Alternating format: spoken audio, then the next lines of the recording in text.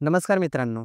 या ठिकाणी आपण आर-आर-बी म्हणजेच रेल्वे रिक्रुटमेंट बोर्डाच्या पॅरामेडिकल परीक्षेसंदर्भात म्हणजेच भरती परीक्षेसंदर्भात सूचनापत्र बघत आहोत. या ठिकाणी त्यांनी जे एक्झाम शेड्यूल आहे, परीक्षेचं वेळापत्रक आहे, ते प्रसिद्ध केलेलं आहे आणि तेच या ठिकाणी समजून घेणार आहोत. सोबतच काही सूचनासुद्धा आहेत.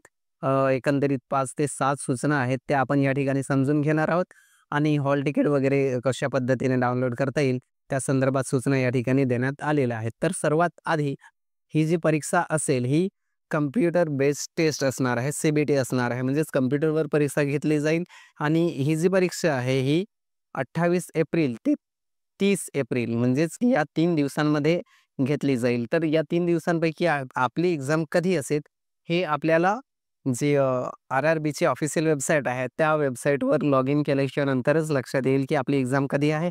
एक्झाम सेंटर वगैरे त्याच ठिकाणी आपल्याला बघायला मिळेल. तर ही झाली पहिली सूचना. त्याच्यानंतर दुसऱ्या सूचनेमध्ये आपण बघू शकता या ठिकाणी the link for viewing the exam city and date and downloading of travel authority for SC ST candidates will be made live 10 days prior to the exam date on official website of all RRBs. म्हणजेच काय तर जे पण एस-सी-एस-टीचे विद्यार्थी आहेत, अशा विद्यार्थ्यांना travel authority आणि आपली एक्झाम सिटी वगैरे कधी आहे हे बघण्यासाठीचे जे पण सूचना आहेत त्या आपल्या लॉग इनमध्ये ऑफिशियल वेबसाईटवर गेल्याच्यानंतर आपल्या लॉग इनमध्ये 10 दिवस आधी आपल्याला बघायला मिळणार आहे. म्हणजे आतापर्यंत आपल्याला आपली एक्झाम सेंटर वगैरे जे आहे ते लॉग इनमध्ये उपलब्ध झाले असेल. त्याच्यानंतर जर दुसरी सूचना बघितली तर या ठिकाणी आपण बघू शकता, सॉरी दुसरी नाही तिसरी, downloading of e-call letters will start 4 days prior to exam date.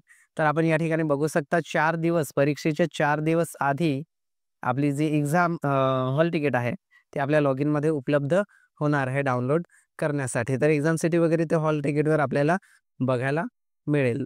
त्याच्यानंतर पुढे गेल्याच्यानंतर चौथी या ठिकाणी सूचना दिलेली आहे आणि ती अशा प्रकारची असणार आहे. Aadhaar link biometric authentication of candidate will be done in exam centre prior to entry in exam hall.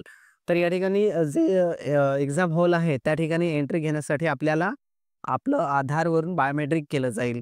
त्याच्यामुळे शक्यतो आपलं ओरिजिनल आधार कार्ड या ठिकाणी बघू शकता, ओरिजिनल आधार कार्ड किंवा प्रिंट आउट ऑफ व्हेरिफाईड आधार.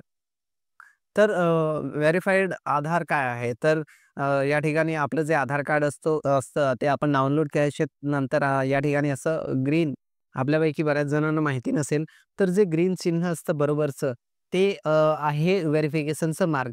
तर याचा अर्थ होतो आधार व्हेरिफाईड आहे किंवा जर असं हे असेल, क्रॉस असेल, तर ते आधार जे आहे ते व्हेरिफाईड नसतं. त्याच्यामुळे आपण जर प्रिंट आउट घेऊन जात असाल आधारची, तर व्हेरिफाईड आधारची प्रिंटच घेऊन जा.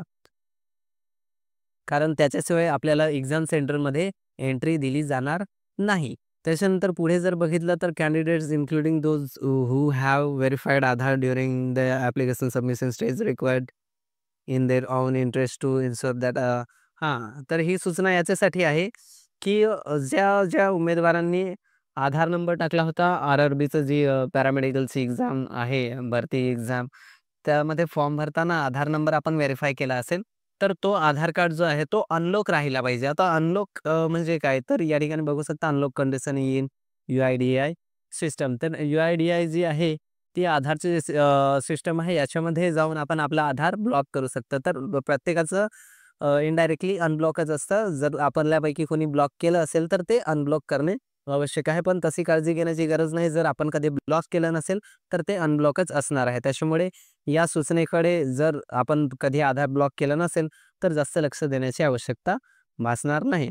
त्याच्यानंतर 6वी सूचना जर बघितली तर या ठिकाणी सांगितलेलं आहे की जे आर-आर-बीचे लेटेस्ट अपडेट्स आहेत ते फक्त आणि फक्त ऑथेंटिक जे ऑफिशियल वेबसाईट वगैरे आहेत त्याच ठिकाणी बघावेत. बाकीचे अनऑथेंटिक सोर्सेस म्हणजेच इतर ठिकाणावरून जर आपल्याला माहिती भेटत असेल तर त्याच्यावर जास्त विश्वास ठेवायचा नाही आहे आपल्याला. कारण अधिकृत सूचना जी आहे ती अधिकृत वेबसाईट म्हणजेच ऑफिशियल आर-आर-बीचे वेबसाईट्स आहेत तिथूनच आपल्याला उपलब्ध होणार आहे. त्याच्यानंतर या ठिकाणी 7वी सूचना आहे. या ठिकाणी दिलेलं आहे की कुठल्याही प्रकारचं जे काय सांगता येईल इल्लीगल हां, इल्लीगल कुठल्याही प्रकारची गोष्ट जर कोणी प्रमोट करत असेल, प्रमोट म्हणण्यापेक्षा जर आपल्याला सांगत असेल, की आम्ही आपल्याला मदत करेन एक्झाम सेंटरमध्ये वगैरे अशा पद्धतीने काही आमिष देत असेल, तर त्याला आपल्याला बळी पडायचं नाही वगैरे. त्याच्यासाठीची ही 7वी सूचना आहे. तर एवढंच आहे व्हिडिओमध्ये. आपण बघू शकता एक्झाम डेट या ठिकाणी देण्यात आलेली आहे 28 ते 30 एप्रिल. आपलं हॉल तिकीट आपल्या लॉगिनमध्ये उपलब्ध आहे, तर त्या ठिकाणी जाऊन डाउनलोड नक्की करू शकता. जर आपल्याला काही प्रश्न असेल तर कमेंट बॉक्स खुला आहे. मी नक्की प्रयत्न करेन आपल्याला रिप्लाय करण्याचा. आणि थांबूया आजच्या व्हिडिओमध्ये इथंच आणि भेटूया पुढच्या एखाद्या नवीन व्हिडिओमध्ये नवीन अपडेट सोबत.